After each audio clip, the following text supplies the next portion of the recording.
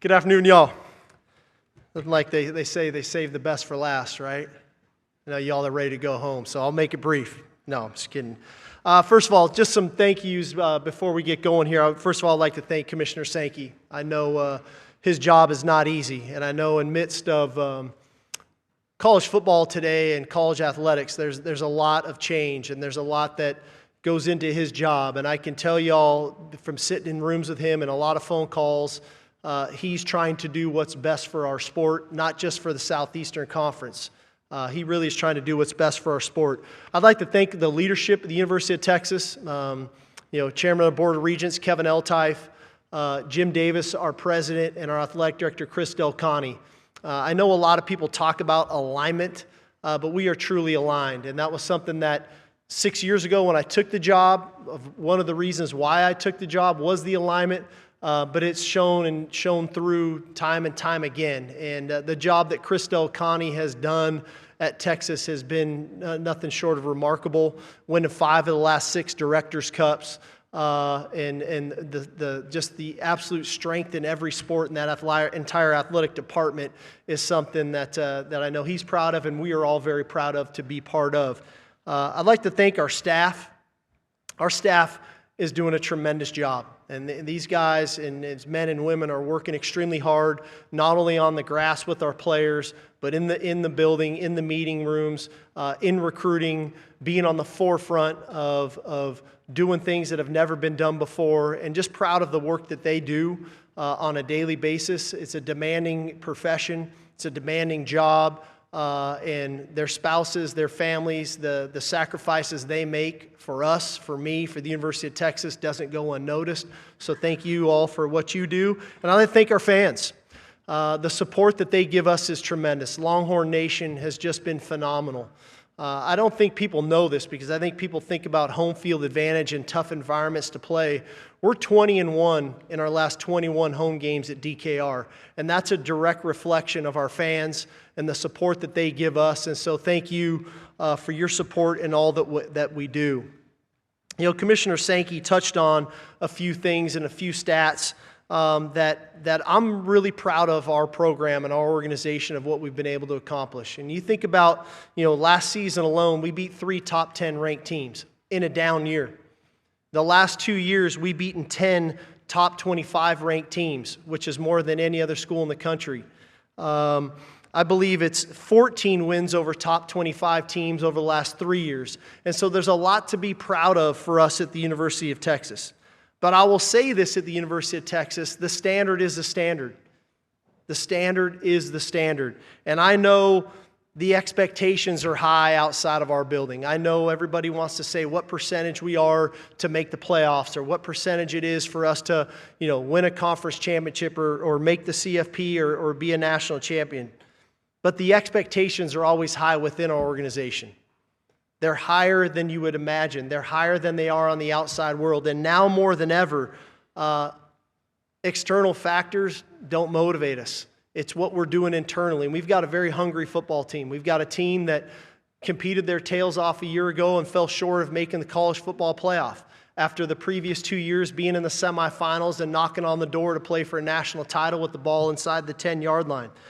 So those external factors, whether it's a comment or a tweet or a podcast or an interview by a pundit, that's not going to motivate us. What motivates us is what we do every single day, and I'm proud of the leadership on our team for buying into that idea. And I couldn't be more proud of the guys for the way that they handle themselves that way. Because we're going to have to. Our schedule's real.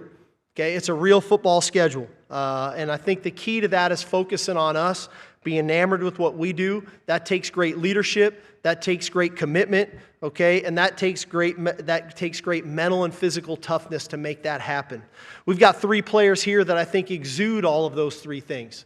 Obviously, we've got Arch Manning here. We've got Colin Simmons. We've got Trevor Gooseby. The first thing I'd like to say about those 3 guys is all 3 of them signed with the University of Texas out of high school.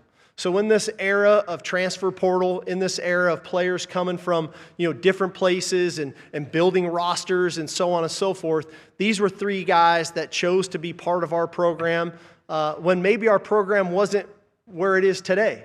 Arch and Trevor came 4 years ago. We were an 8-5 team coming off of an Alamo Bowl loss against Washington. They chose the University of Texas. Colin came the next year. But I think all three of these guys exude the leadership that is needed, the commitment to the program, the commitment to their teammates, and the mental and physical toughness to be a champion. And so proud to have all three of those guys with us today. I will say this. I know you all say it, but I'm going to say it. We do have a talented roster. We do have a good football team. We're balanced.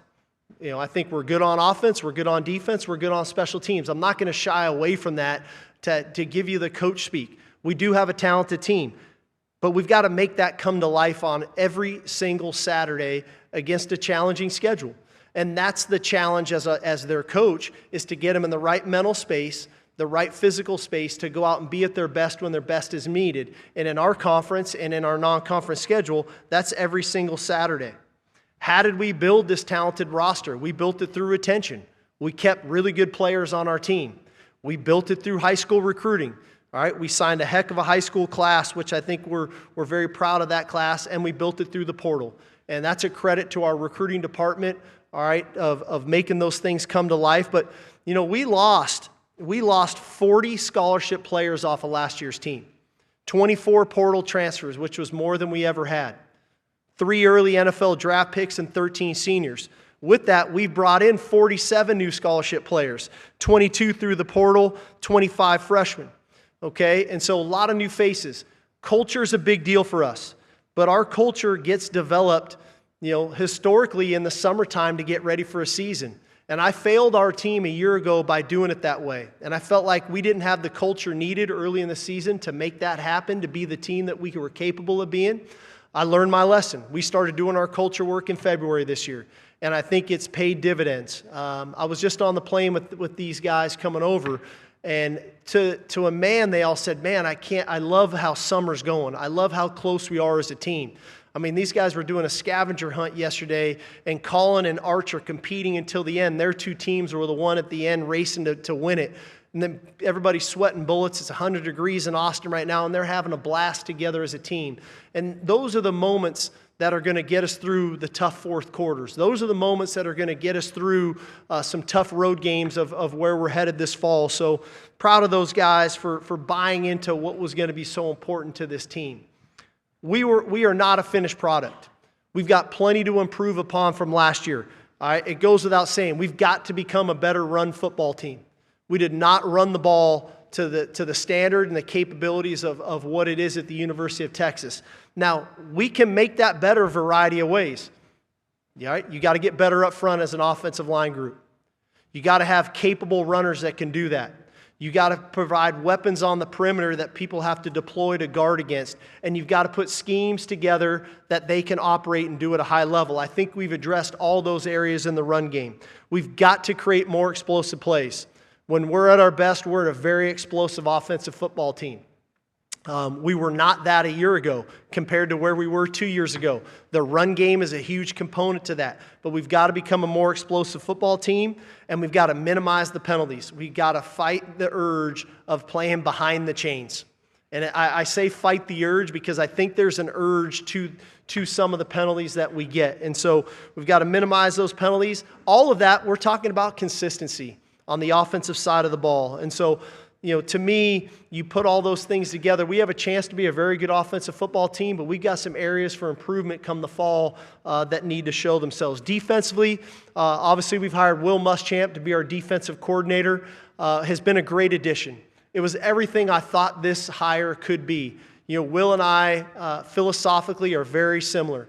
We believe in a style of defense that is in your face, that is tough, that is hard-nosed, and we believe in coaching hard, but yet we believe in having a relationship and rapport with the players on the team, and Will does that, and it's been great having him. Now, where do we need to improve defensively? We've got to create more havoc. We need to create more negative plays, right? And we should have the capability to get that done. We've got to minimize the explosives, all right? And so, making sure, especially in the pass defense, that we minimize those explosive plays, and then we've got to be even better on third down, and most notably, we got to be better in the red area, especially on third down. And so some areas of improvement for us there. But I think this, I know there's been a lot of talk, guys. Like, I've been sitting at home watching the 3.5 days of this stuff too, okay? So I'm hearing everybody talk about the same thing. I can't wait to hear the same questions get asked that you were asking Kirby 3 days ago, okay? I think this about the SEC. We've got a 9-game conference schedule.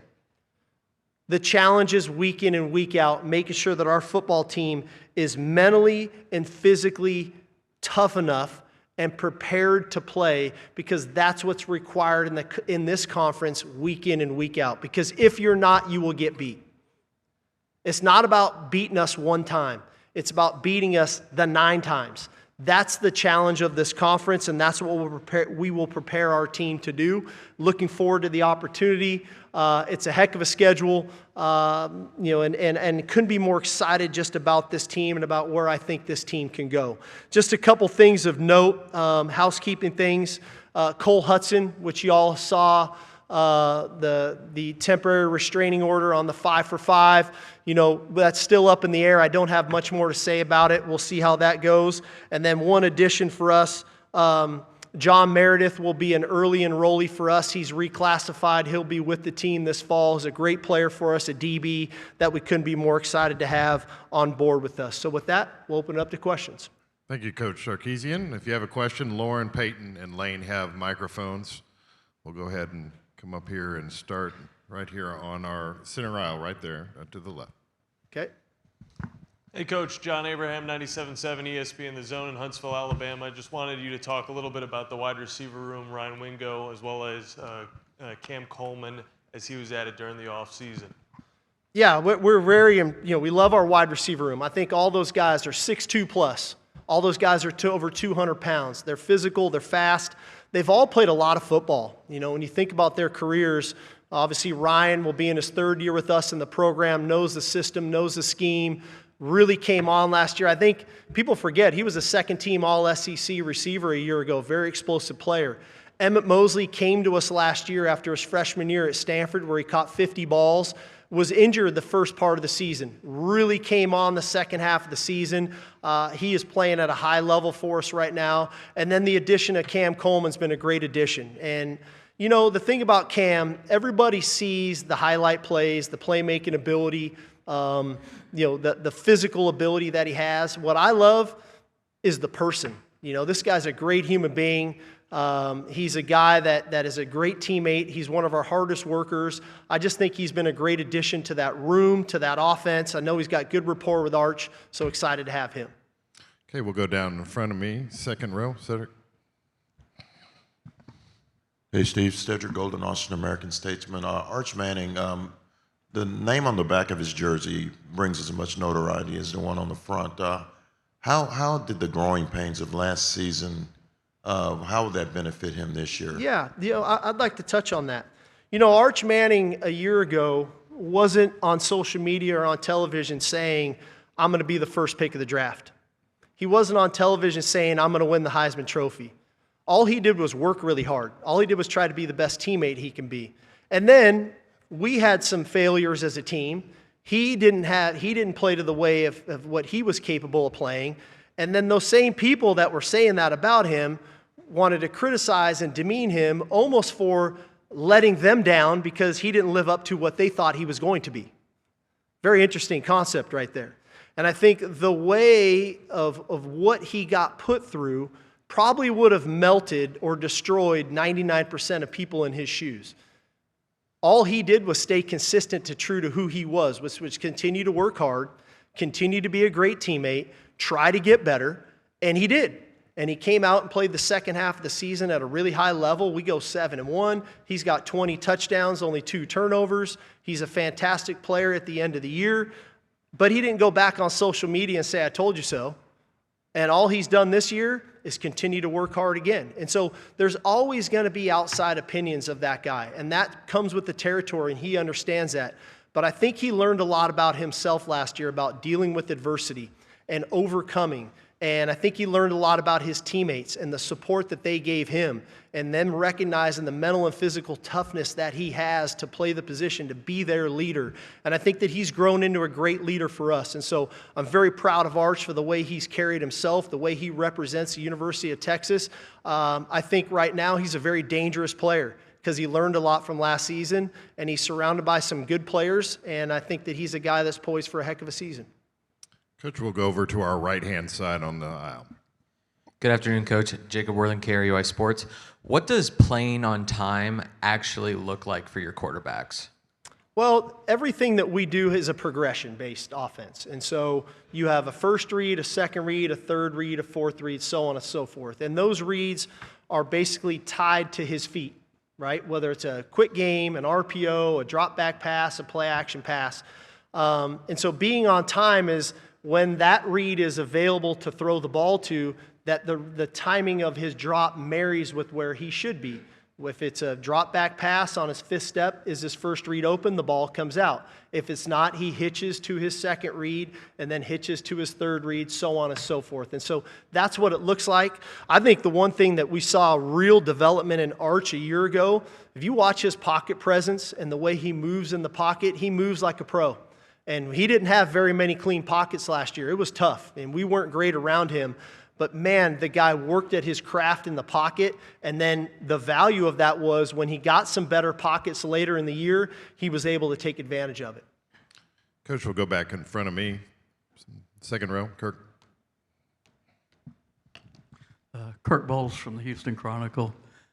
Steve, you've told us that you didn't feel like your team was rewarded for playing in that big intersectional game at Ohio State. And I was curious, where do you feel like that is as far as other schools scheduling attractive, non-conference games, and are you still planning on playing Notre Dame in 28 and 29? Yeah, no, I think that's always a it's always a tough topic because I try to move on, right? We're in 2026, but I think back to 2025. Like, we have to learn from history, and but I have to go back to 2023. Really, we beat Alabama at Alabama. And that might have been the game that probably got us into the playoff that year in a 4-team playoff. We played at Ohio State last year. We played at Michigan the next year. I'm not saying that was the game that got us in, but it surely played a part, right, of getting us into the 12-team playoff, and it got us a better seed winning that game. Last year, we didn't win the game at Ohio State. Okay, and so I'm torn because I have two thoughts on this. One is, if we beat Ohio State last year, surely we're in a much better position when it comes to the playoffs. But on the other side of it is, if I don't play Ohio State and I play Jones Junior High, and we're 10-2, and our 2 losses are to Georgia and Florida, we're a playoff team. But like anything in this world, if you want to be really good at something, you got to take risk.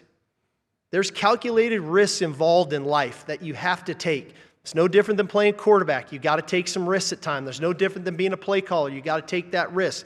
There's no different than investing in a company or not. You're taking a risk. And so, yes, there's risk involved in playing a high-level non-conference schedule, but there's a lot of value in that win. There's a lot of value in that win if you can get the win. And so is the juice worth the squeeze or not? That's what we're all tasked with. And so I don't know yet about Notre Dame. We'll see. Because I think the committee's got to show us what happens now and what's the value that they're placing on strength of schedule. And are we going to let a 9-3 team in as an at-large? We'll find out. And I think that this year is going to be a great test to that of what that looks like. Okay, we'll go over here on our left-hand side. Coach, CJ Vogel with On Texas Football over here. I wanted to ask you just in the sense of chasing. I know you say you don't listen to the media pundits and I love you guys. Listen to you all what the we time. say and the polls, but essentially, given that Georgia's won the conference the last 2 years, is that the team that the conference and yourself are still chasing after as the top team currently? There's a lot of sayings and quotes in the sports world in particular, but this one probably is the most fitting. If you want to be the champion, you got to beat the champion, and it's no more fitting for us. We've played Georgia 3 times. They've beaten us. All the credit in the world to Kirby, their team. They're tough. They're good.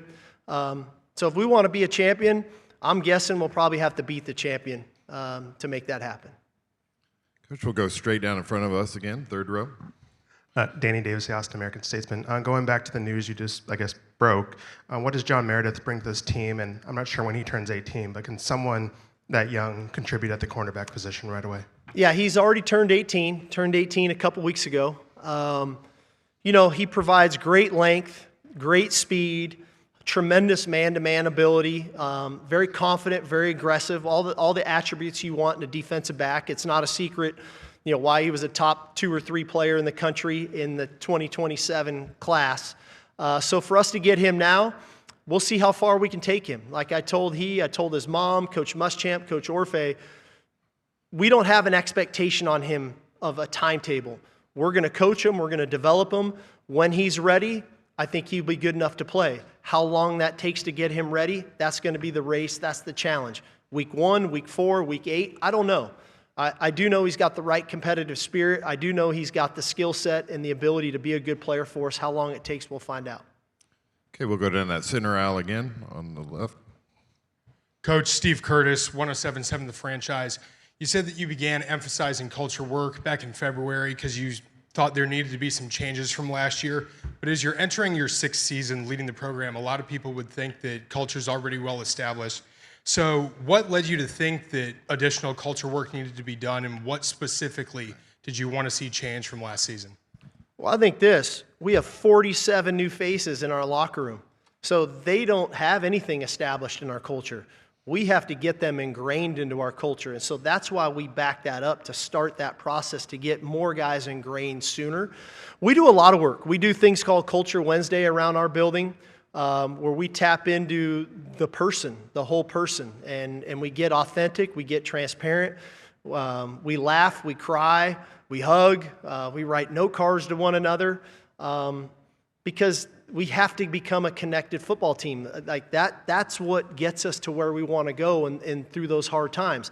All the way to fast forward to yesterday. We did a scavenger hunt, and we broke everybody up into teams, and they did a scavenger hunt on the 40 acres. And it comes down to Arch and Colin's team sweating, competing in the 50-yard line in DKR. And they loved it. Like, that's the stuff that we're doing now sooner then maybe we'd be not doing that even until the end of training camp. And so I think it's going to benefit us. I think the connectivity these guys have right now is huge.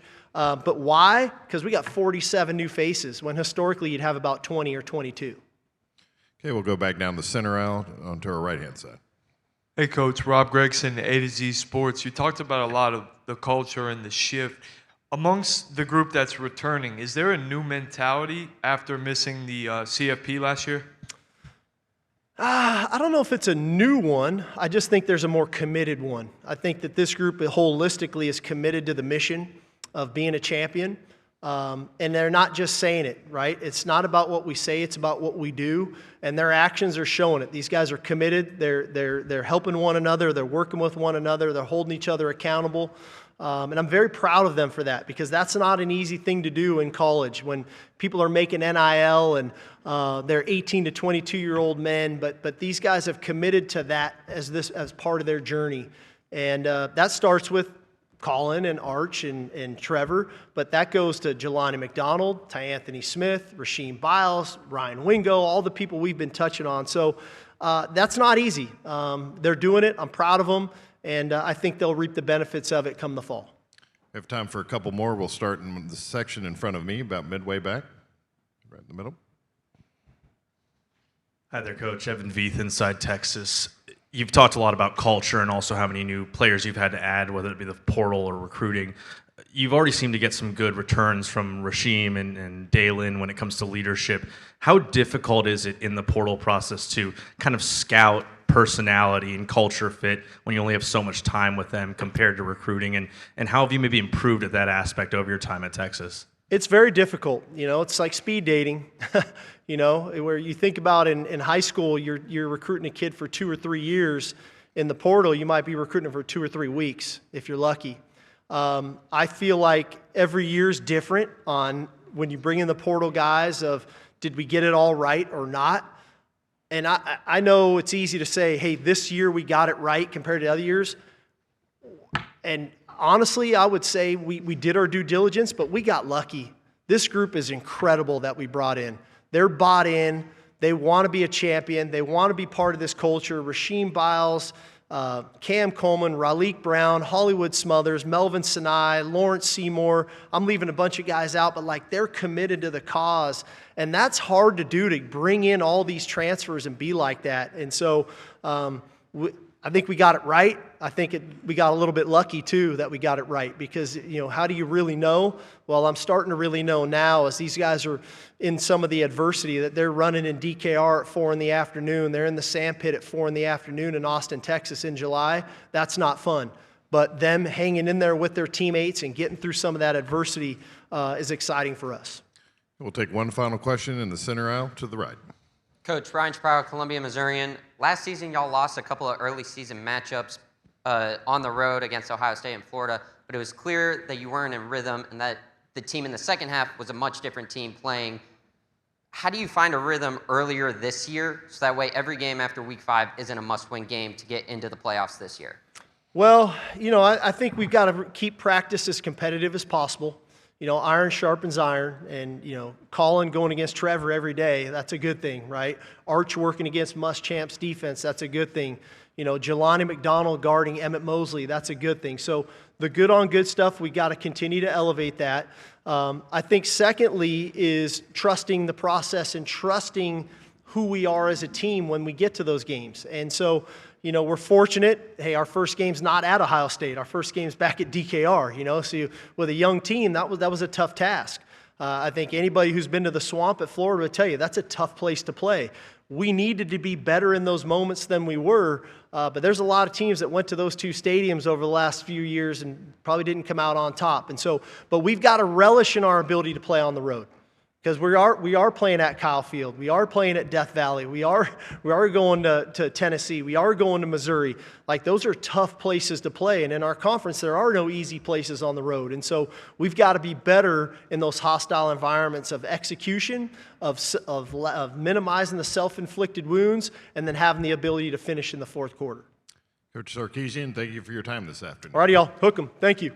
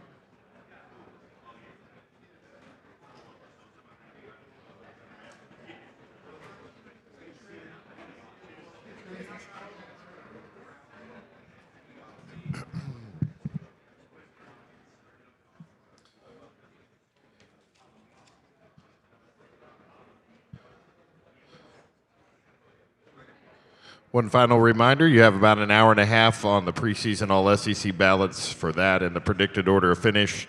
Appreciate your participation in that. We'll announce those results tomorrow. Also, we will have Texas players in the room here shortly.